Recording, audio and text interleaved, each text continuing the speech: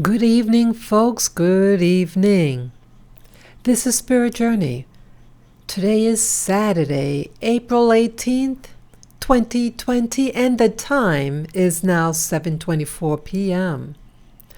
I hope your day is going well. I want to share this screen with you that you're looking at right now. I saw it yesterday. And while I was listening to this briefing yesterday from the White House, I did a post. But I want to actually play you the clip because I thought it was very, very important. And I was very alarmed about what I thought the implications were in all this. That it's another step into being very invasive upon the Black community. Yeah, you have to hear it to believe it. And when I heard it and the implications that I thought, if you really listen, I don't remember the exact point on this, but it's around this part. It's again about the coronavirus, and there's going to be different phases, phase 1, 2, and so on, in how they're going to combat this virus and the steps for the country to become full functional and operational. Okay, so I'm going to play you a clip. Okay, so right, go.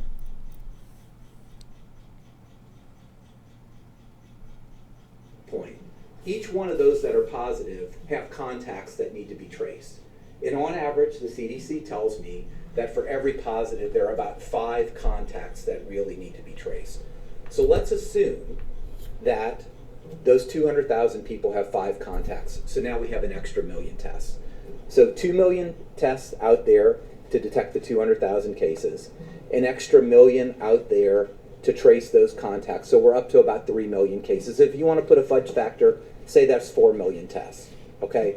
Those are generally done at the main hospital labs, the commercial labs, state and regional labs. All this can be done, as well as some of the labs talked about by Dr. Burks. Next slide.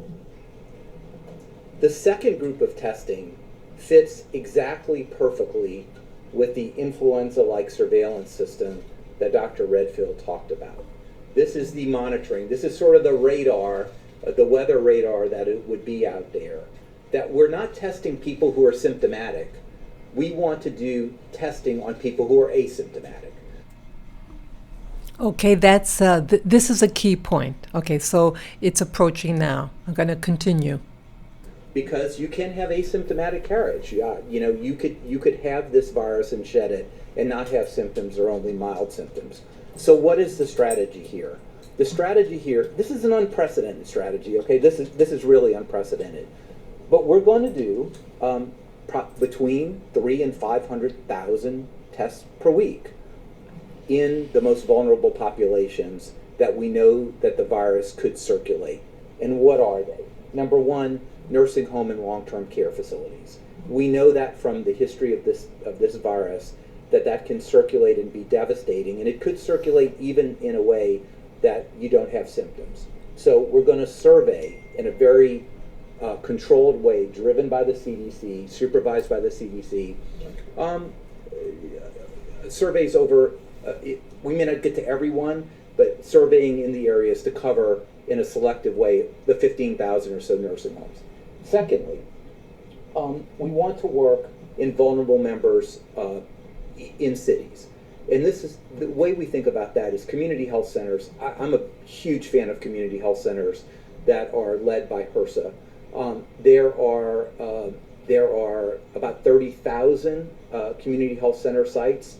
They take care of 30 million people, children, adults, elderly. They care for about 1/3 of Americans below the poverty level. They are arrayed to take care of our most vulnerable populations. So we want to survey asymptomatic people in those community health centers. We also want to do in some of our indigenous population, and very early I was out here bringing machines to the Indian Health Service. And in fact, 1,800 members of the Public Health Service provide care to the Indian Health Service, and their director and chief medical officer are both admirals in the Indian Health Service. Okay. So I'm just really uncomfortable with that. So Caucasians are going to go into the Indian reservation. What does this remind you of, people? And these are asymptomatic people that they will be going to.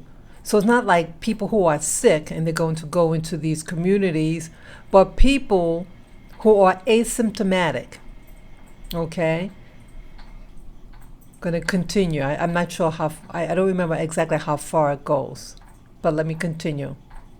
Plus workplace monitoring, particularly for workplace environments that may have very close contact or may have a high risk, and some of those could be agricultural facilities.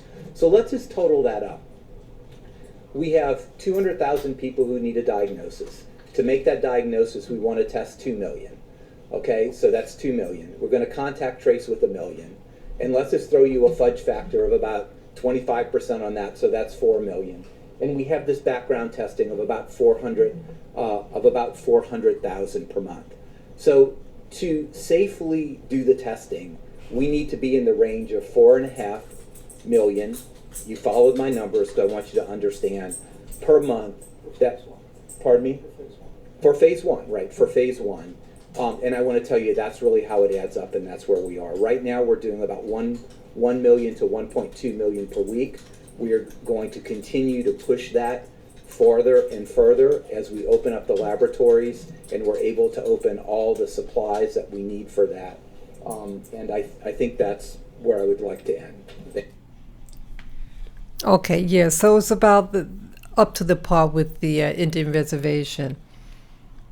When I listened to this part yesterday, I was very alarmed. I was very alarmed of someone basically outside of your community going in and doing an assessment to get a sample size of a population group. And it just reminded me of the Tuskegee experiments, or we just want to test to see if you have something, or you do have something, and then to find out that they're the ones that gave it to you. They gave the people, the men, the black men, diseases, and they pretended to be doing something else, or even treating them.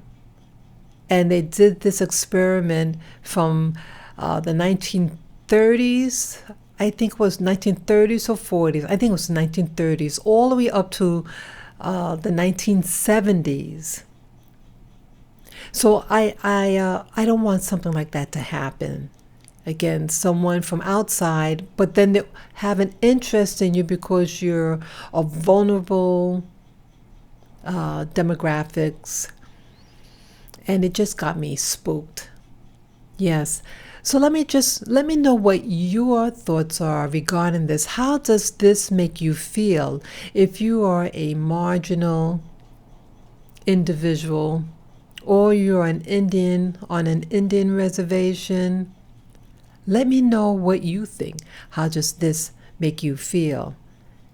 For me, it reminds me of Nazi Germany as well, where they entered actually the vulnerable population, the old folks' homes, things like that. Those were the first people that they killed in Nazi Germany. The people who were in these homes, people with mental and physical disabilities. And then they started getting even more personal and started getting, killing people, selecting people based on their race and then destroying them. I don't want that to happen. And I don't want them to use these experimental drugs. They say, oh, we just want to do this or that. And then they inject them with something that, like a chip. Who knows what they're going to do? So those are my thoughts, and I appreciate you watching, and thank you again. Yes, be aware and know who's coming into your neighborhood and warn the rest of the folks. I thank you.